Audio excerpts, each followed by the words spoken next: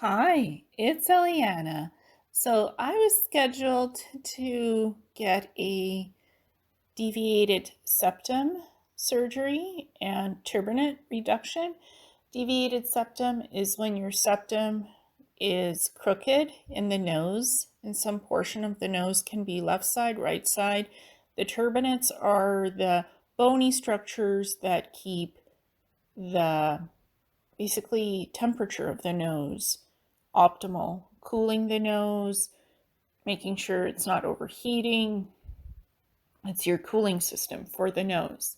It makes sure you have enough moisture, you have enough air, and it's regulated in the temperature. That's what the turbinates are. There's one or two on one side of the nose and the other. So my turbinates seem to have been inflamed. That's what I was told by the doctor, the ENT. Nice guy. I like him. He's competent. Him I like. So I agreed to this surgery about a year ago. He has a wait list, which I understand. So, and the surgery was rescheduled several times due to various scheduling things he does, because he also deals with cancer patients. He has a good reputation. So the surgery finally was put in for July. Everything was going good. They gave me time of surgery, went to the hospital, a couple of cities over from where I am, because the scheduling of where they do surgeries is dependent on where they have access to ORs and surgery times and dates according to where they're working and where they're stationed to do surgeries on people the day of. So that was planned. I got there on time. Things were good. I was told in the instructions not to drink any water and not to eat anything 12 hours prior to the surgery, and if I needed to take medication, to only take a bit of a sip of water with it. I knew the instructions. So the day before the surgery, I get a telepathic communication from the time corporations. They're like the time police in our universe. And I get communication from Shannara. She has greenish blue hair, kind of greenish blue eyes, humanoid looking. She's sort of my liaison, if you will, with time corporations. And I get a message from her saying, in this operation, you could die of a heart attack because you could stop breathing and you shouldn't be doing the surgery on the specified date of beginning of July. You're going to die. They're going to be doing surgery over your dead body. And I said to her telepathically, because this was a telepathic communication, I said to her, well, what do you mean I'm going to die? She said the timelines are showing possibilities of you dying in the surgery and having a heart attack. You could die. And I'm like, how would that turn out? And she said, things will be revealed to you and shown to you at the time of when this is going to happen. You need to be vigilant, watch everything carefully at the hospital, what happens, and you will see what will happen. You are not supposed to have the surgery on that date that it's scheduled for. But she said, be vigilant, go in on the day of the surgery and see what happens. But be careful, you might not end up doing the surgery. I said, okay. Then I mysteriously had a dislocated shoulder, right shoulder, 2 days before the surgery was supposed to happen. It was very painful. I went for a chiropractic adjustment, got the shoulder popped in. I was in so much, it was like painful. I can tolerate high degrees of pain. I thought that was weird. I almost called the doctor's office to say I couldn't come for the surgery because of the dislocated shoulder and the pain. That was mysterious. I sort of was getting out of the shower and I heard my right shoulder pop out of the socket. I'm like, what is this about? So I went to the chiropractor, got it fixed. They popped it in after 2 times. They felt it and they said, yeah, it popped out. This needs to be adjusted back in. I'm like, oh, this is a sign of something. But the pain stopped. So I'm like, okay, I'm still going in for surgery. Did not call the doctor to do anything to cancel it or reschedule it because it was rescheduled on their end twice. I'm like, okay. So then I had a nosebleed, like a stream of blood out of the right nostril of my nose for 2 days prior to the surgery and on the day of the surgery. So I stopped that with a bit of hydrogen peroxide. You can stop bleeding with hydrogen peroxide pretty easily. Nose, hands, whatever. You can also use aloe vera gel to stop bleeding. If you apply a bit of aloe vera natural essential oil on anything that's bleeding, on your fingers, nails, skin, it'll stop the bleeding with the aloe vera because it coagulates blood pretty well and stops bleeding. It's interesting about that plant and plant medicine essential oils. Extract of aloe vera will stop bleeding. So you can put it on your gums, stuff like that, and it'll stop the blood, the skin. It'll fuse the skin and stop the bleeding. Aloe vera extract oil, essential oil. So stopped the nosebleeds, took care of the shoulder, with the chiropractor, everything was good. So the day of the surgery at the hospital, I was told to come in 3 hours earlier than the surgery in the afternoon, so I did. Found parking easily, had a person with me who would need to be with me 24 hours to make sure I'm okay to drive me there and back. Had that taken care of with a family member. Everything was good. So we come in and I'm told that I need to do a urine sample and that I need to do blood work after I registered, went up to surgical admitting. So the nurse was going over everything and I'm like, I said, I don't need a urine sample to do that. And I don't need blood work because I had blood work done about 4 months ago. And I told them the name of the lab. They said they had it checked. They said they couldn't find the blood test results. It wasn't in the system. I'm like, that's weird. So logically speaking, when the hospital wants you to do blood work and urine samples, it should be done several days before the surgeries to take place or a week before, because to take a urine sample, you need to have something in your system like clean water. So you could actually do a urine sample, and also you need some hydration and liquids in your system to do blood work. That's how logically it works. And I said to the nurse, I shouldn't be doing any of this, taking a urine sample or doing blood work, because I'm not supposed to drink any water, and I didn't. And they're like, you must do the urine sample, you must do the blood work, we need to know that you're okay, that you're stable for the surgery. And I said, okay, well, then I will have to drink water. And I drank a bottle of water. I had some water with me just in case after surgery to be hydrated. So I drank that bottle of water. I drank it. I asked them, why do I need to do the urine sample? They said, oh, it's to check that you're like pregnant or not. I'm like, I had a hysterectomy. I can't be pregnant. So they said, oh, sorry, yeah, I didn't see that in your chart, but it was in my chart because I talked to the nurse and the anesthetics guy 2 days before the surgery. I gave them all my medical history, all my medical conditions. That should have been in the chart. The nurse didn't see it in the beginning, so she's like, nope, no need to do the urine. I'm like, great, but I already drank the water. And the other lady came in to do the blood work. They could barely find any veins to draw blood because my veins need a lot of hydration, liquid hydration, to draw blood. It was painful. They did draw the blood because I had that 1 bottle of water. So they did that. The blood work was good. Can go ahead with surgery. The other male nurse came in to put the saline line in the other hand to give me saline because you need to be hydrated for surgery.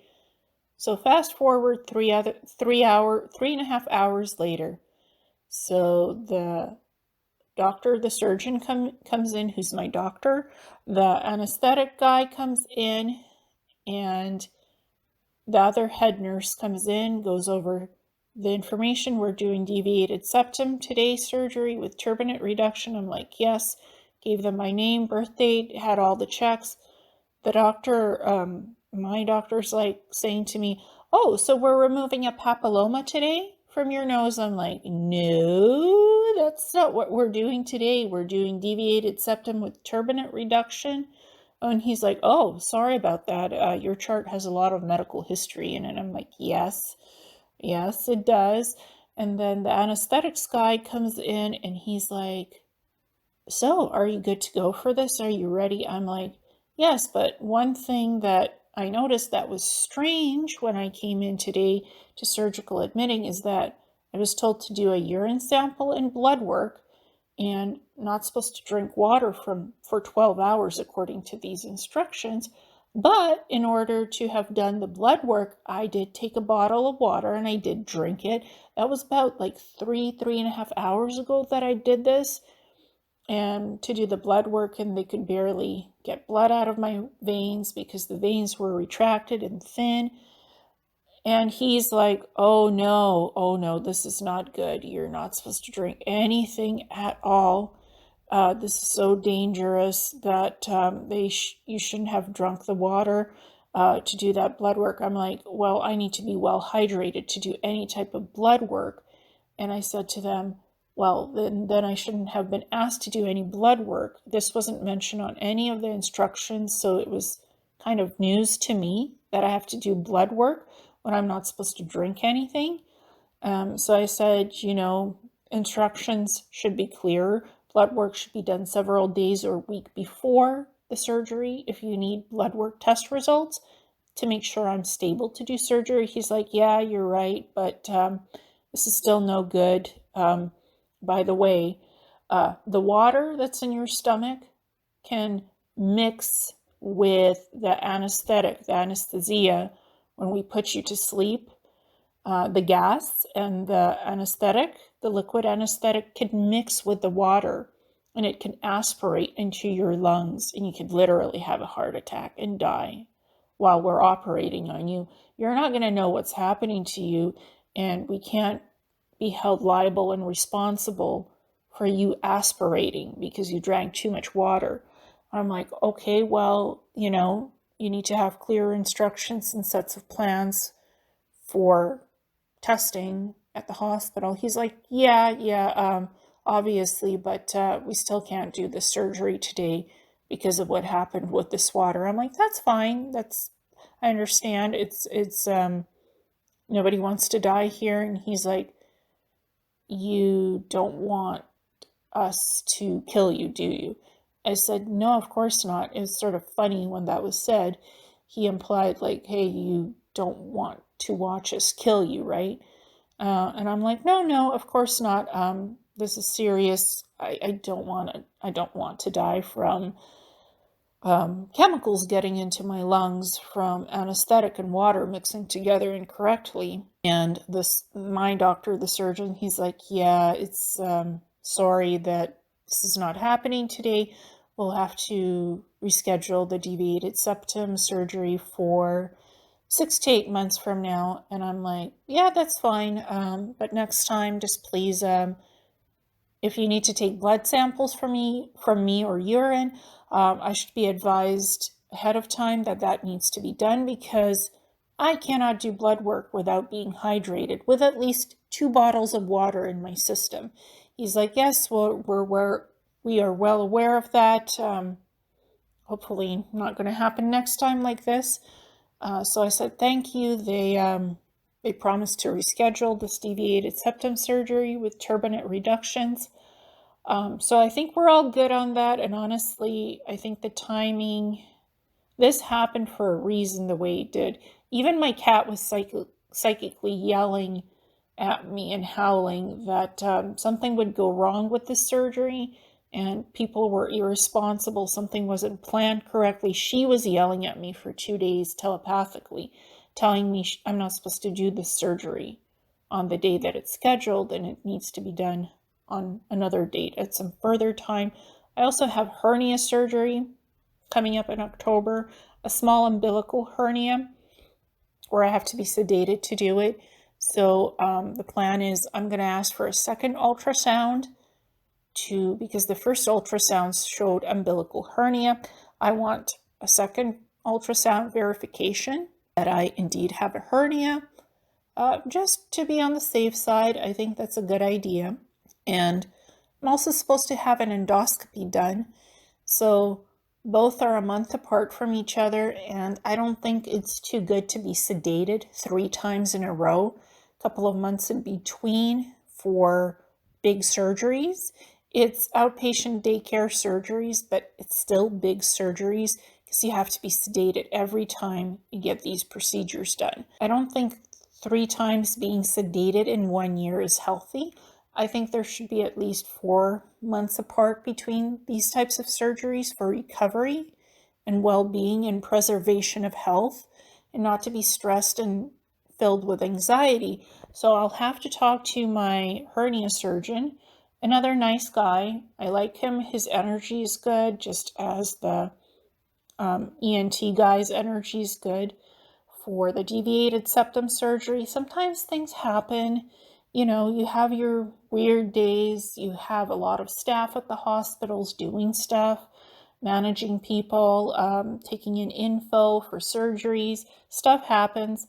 I'm not blaming anybody, none of the doctors, none of the nurses. I was treated pretty well at the hospital before the surgery was to be done, so they were kind.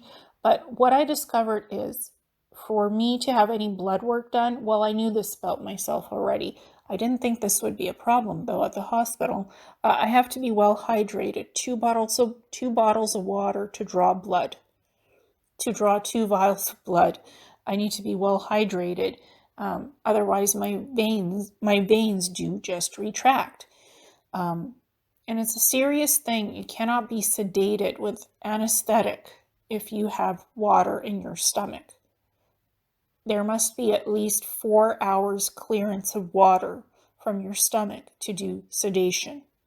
So for my hernia surgery, if they want blood work done, I need to call the surgeon and discuss this with him.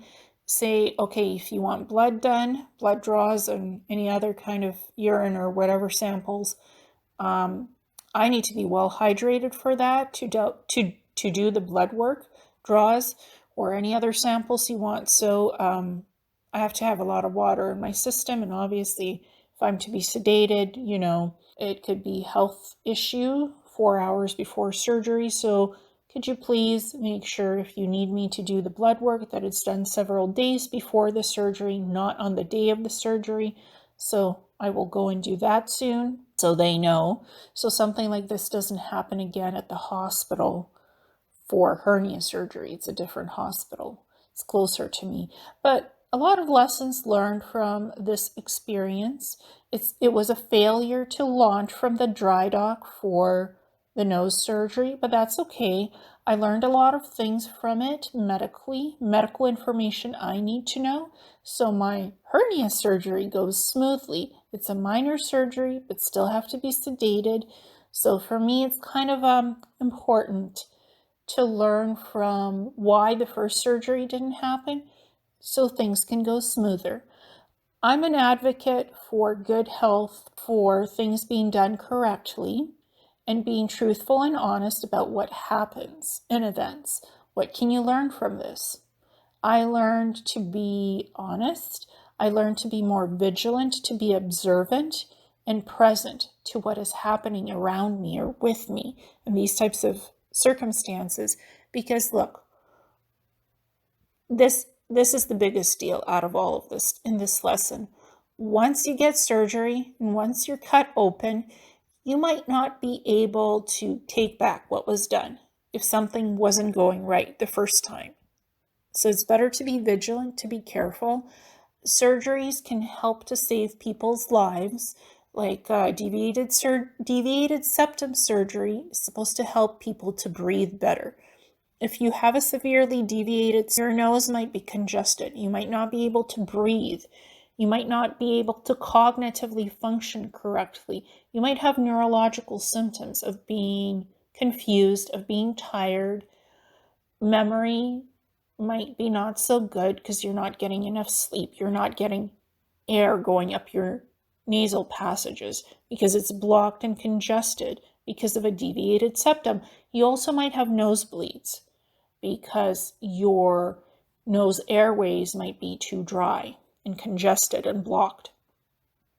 So deviated septum surgery can help people to breathe better. It helps you to function better, have more energy, and in some cases, if the deviated septum is so severe you can't breathe properly through both nostrils, left nostril and right nostril, then you end up being on a CPAP machine at night when you're sleeping or during the day to help you breathe. The CPAP machine actually helps you breathe. It literally makes you breathe so that you're not breathing through your mouth, that there's oxygen and air going into your nose. Some people can work with CPAP machines and some people can't. It could worsen their symptoms. What I've learned from people that do use the CPAP machines, it's a small device. It has hoses. It gives you air supply so that you do have air and you're not losing oxygen and you're not losing consciousness. This helps people to stay more alert. It helps them to be cognitively well and not have any neurological deficiencies. Like if you have a foggy brain and you can't remember anything and you're super tired, you're not getting any sleep because you're not getting oxygen to your nose and to your brain, of course you're not going to be feeling well and you can be sick. So the CPAP machine helps you to breathe properly. And again, it can help people and does for many people, but for others, you might not be able to breathe even with it helping you somewhat to breathe. It could still be difficult to breathe because you're severely congested and even the CPAP isn't clearing that up or not delivering enough oxygen to the nose and to the brain to keep you oxygenated to what level you need. And the deviated septum surgery can help to clear up congestion. It can help to clear up blockages in the nose, because if the deviated septum leans to one side of the nose as a blockage too much, it could totally block your airways. So for some people, deviated septum is the best option to fix the problem, and turbinate reduction to not have inflammation in the nose, to better regulate the temperature and the breathing. So you don't get any nosebleeds, you don't get any mucus stuck in your nasal passages. That's what the surgery is good for in extreme cases. Now, I actually can breathe okay. It's not the most comfortable thing in the world to sometimes have congestion and literal runny discharge from the nose. To clear that up in the mornings, it can happen. It's more like discomfort, and I use white petroleum jelly, to moisturize my nose. I've tried various saline sprays, and they're no good. A lot of the ingredients are not good in saline sprays, or it just doesn't give you what you need and gives you a migraine or a headache as side effects. Those have not been helpful to me. Petroleum jelly is the best one that I like. some good brands out there that don't smell. Take your time. If you're going to try that, take your time to find something that's non-smelly and non-greasy. There's some petroleum jellies that are like that, and they can moisturize your nose and help you to breathe better, from what I found. Hernia surgery, let's just say this. Hernias that are small, like umbilical hernias, might not require you to have mesh implant to correct that surgery, to correct the hernia in that kind of a small surgery. So small hernias can become bigger with time, and your innards, your organs might start to become exposed and protrude out of your stomach the bigger the hernia becomes. And you could get asphyxiated, strangled, literally strangled. Your organs can become strangled by the hernia. You don't want that happening. Small hernias should be repaired as soon as possible. Otherwise, you will need mesh to scaffold the hernia, how it's sewn up. Bigger hernias can require mesh, and some people don't react well to the mesh because it's plastic. It's actual plastic mesh that's going into your stomach. Some people might have an immune response. The immune system could attack the body as the body is rejecting the mesh implant where the hernia fix is. You might feel very sick, flu-like symptoms. You might feel drained, tired, and more pain. Like you might have more chronic pain if you are a sensitive type of person and your body is rejecting the plastic mesh. It could also be polyester mesh. It could also be organic mesh made from pig tissue and other types of more organic materials, because implant mesh can be made from different materials depending on what the person's body can tolerate. That's something else I learned. I cannot have any type of mesh in surgery because my body rejects anything inorganic. Inorganic matter, it rejects. Like totally rejects. Autoimmune response system attacks the body quickly and wants to reject the implant. Any type of implant, it will reject. I know this from my implants being removed, the Neuralink implants I had. They failed. My body rejected them. This is 300-year-old tech, 300 years more advanced than what we have on Earth, but it failed. And I had nanofiber gold leaking in my brain, left side of my brain. I had brain inflammation, and I had white matter lesions that I took care of with plasma therapy infusions. So the lesson of the story is always, if you need some kind of surgery to improve the quality of your life, to make sure you're healthy, if you absolutely need it, do research on the type of surgery, who you're working with, who the doctors are, their reputation, how well they do the surgeries, the procedures of the surgeries, clear instructions. And if something is feeling off during the day of the surgery, or something is not going right in terms of procedures or something, honestly tell the nurses, the doctors, oh, hey, I'm not supposed to be drinking water here, but I can't do blood work without being hydrated. Speak up. And I spoke up, and the nurses insisted I needed to do the blood work for the surgery of the deviated septum, which I did. So this wasn't my fault. It wasn't precisely their fault anyway, because they're following hospital procedures. But again, there's surgeons doing the surgery. They are the ones that make the ultimate calls here of how procedures have to be followed. So I should have basically told the nurses, no, I'm not doing the blood work because I need to be hydrated, and I'm not supposed to be drinking water. Obviously 12 hours says don't drink water in the instructions. I should have just stuck to that, and I probably would have had the surgery on that date and it would have been fine. But knowing if you have too much water in your stomach, it can go to your lungs, form bubbles, connect to the anesthetic, and basically give you a heart attack. or convulsions during the surgery, and you can die on the table, on the operating table. That is serious business. And my mom, she's the one that accompanied me as the person who should be with me for 24 hours. After the surgery, drive me to the hospital and back. She had this interesting question. She said, well, to me, she said it, not to the surgeon or the anesthetics guy, because that would have been too cheeky. She's like, well, what if a person is in a serious car accident?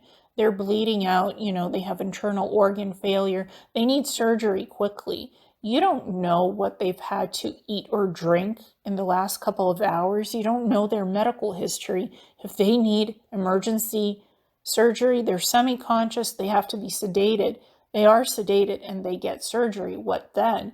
Like, how is the anesthetic going to kill them if they had something to drink, a lot of water or something else? It mixes up with their system.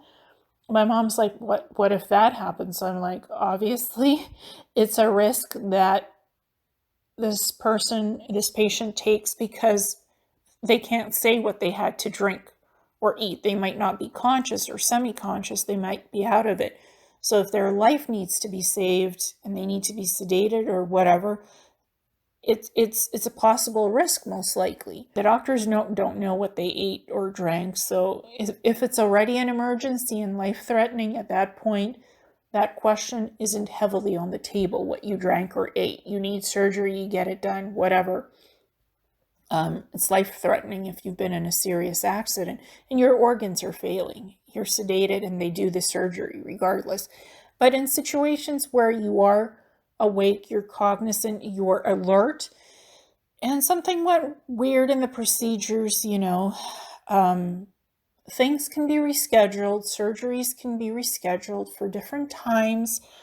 Doctors and nurses also need to be understanding and compassionate because stuff happens, and everybody at the hospital was super nice to me.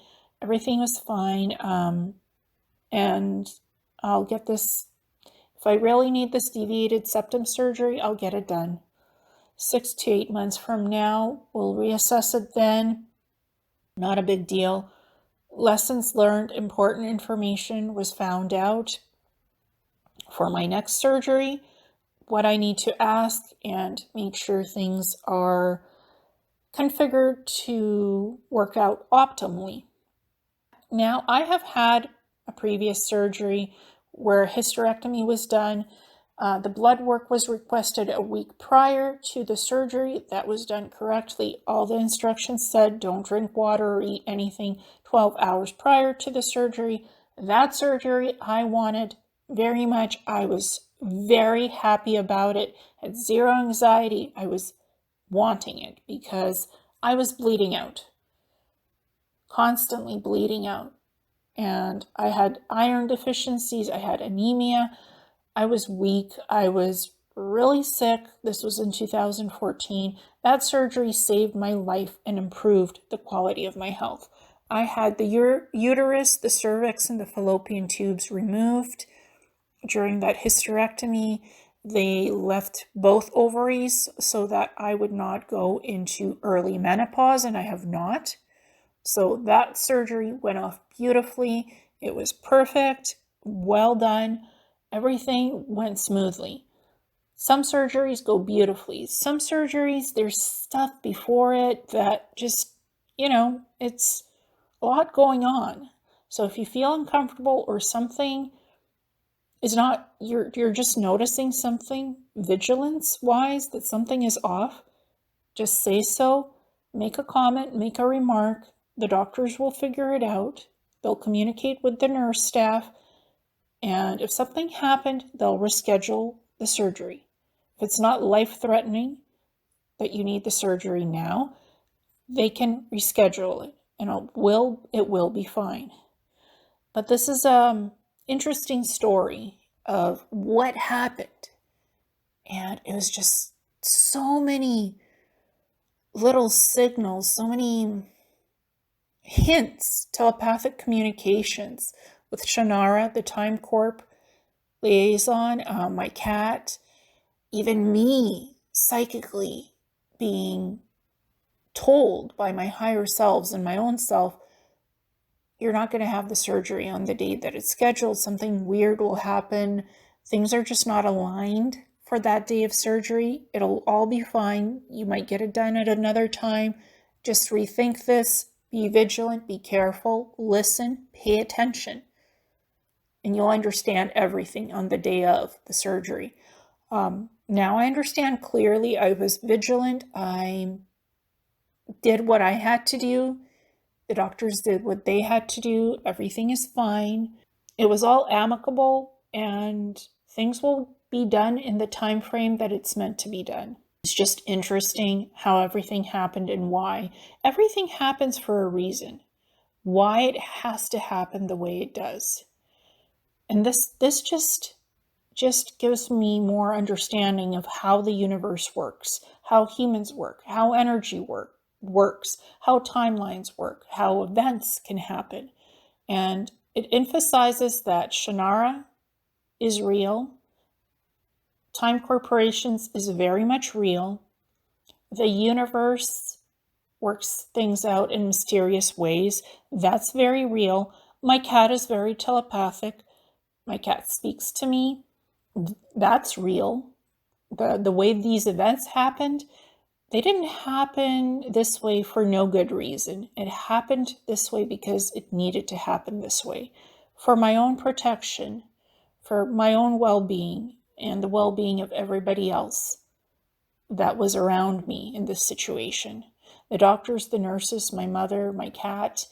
It all happened the way it was supposed to, and to help me out for something else that's going to be going on with hernia surgery a couple of months from now. Good life lessons learned here. Things need to be slightly maybe changed, planned out better. It's all good. This happened the way it was for this reason, because I needed to know things that I need to know for my own health, my own well-being, and happiness. So I'm happy the way these things happen this way. I learned what I need to know and what I need to do for things to go smoothly in any type of surgery that I do. I've had prior past experience with successful surgery, so I know how that looks like, and I know how other surgeries are supposed to be done successfully. This is good. This is very good, and I'm thankful that it happened this way, that I have learned what I need to know going down the road further for what I need to do. And I'm thankful to the universe. I'm thankful to everyone who telepathically communicated with me and helped me out. I'm very appreciative. It's interesting that 2 days prior to this deviated septum surgery, I suddenly had a right shoulder dislocate itself. I didn't do anything. I didn't lift anything heavy. I wasn't doing anything that could dislocate a shoulder suddenly out of the right socket. I just sort of moved the wrong way, I guess, and it popped out of the socket and went clicking and popping out of the socket. Sometimes when you move in a certain way or you're bending down, something can dislocate in the body. It can happen rarely, but it can happen that way. And then the next day I had a nosebleed out of the right nostril in my nose for 2 days, 2 days prior to surgery. Sometimes these are signs that something is going on, that your body's trying to tell you something about what is supposed to happen. And those were messages concerning this surgery, that it wasn't supposed to happen on that day because of something going on. And I was paying attention, but I'm like, okay, I'll just go in for the surgery and see what happens. I knew psychically the surgery was not going to happen because something wasn't happening correctly in the surgery details. Psychically, I even saw that in a vision. One week, I saw that 1 week prior to the surgery date. 1 week ago, before the surgery, I knew that the surgery was not going to happen. Not on that date that it was scheduled for. Psychically, I had seen a vision. And then the other things happened. And that confirmed that I need to listen carefully and pay attention to my own psychic abilities, to look at things very carefully in my environment and pay attention to all the signs the universe is sending me of what's going on, to be that vigilant self that I should be, and assess things carefully and question things of how they're happening and why, because that could literally help to save my life and to help others as well. Knowing that vigilance, that understanding of seeing the signs that the universe is sending you and why, to understand it, to interpret it, and work with that information correctly to help yourself and to help others so that things go right and not wrong. Nobody wants to die from a heart attack because they drank too much water to do some blood work. And if I hadn't told the doctors that I had drank that water and then went in to do that nose surgery, the anesthetic could have mixed up with the water, could have gone to my lungs.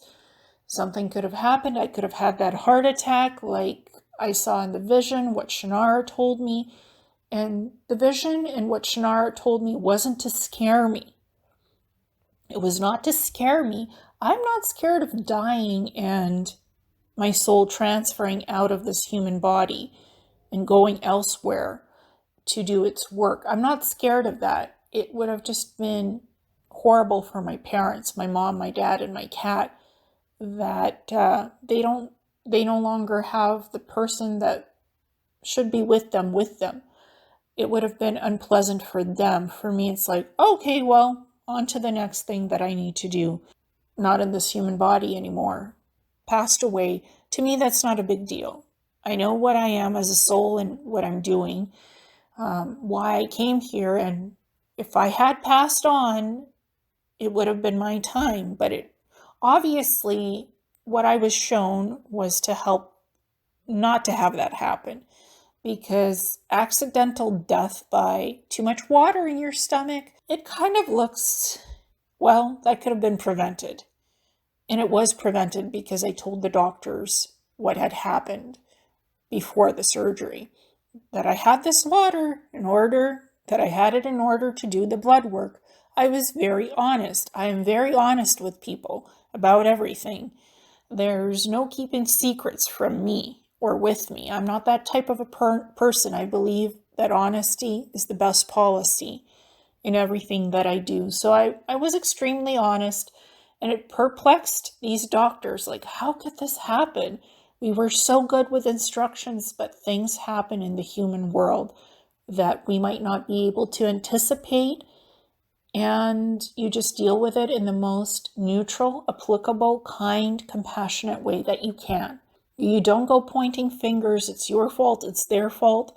I didn't do that. My mom didn't do that. And she was present with me when these conversations were happening with the doctors and the nurses. There was no blame game on anyone. There was just neutral compassion. And these doctors didn't blame me for anything, and I did not blame them. This was neutral communication and talking, open communication with people, because these doctors are humans. They're trying to save lives from their perspective, to help people to feel better and to be healthier. And I understand that, and I respect that.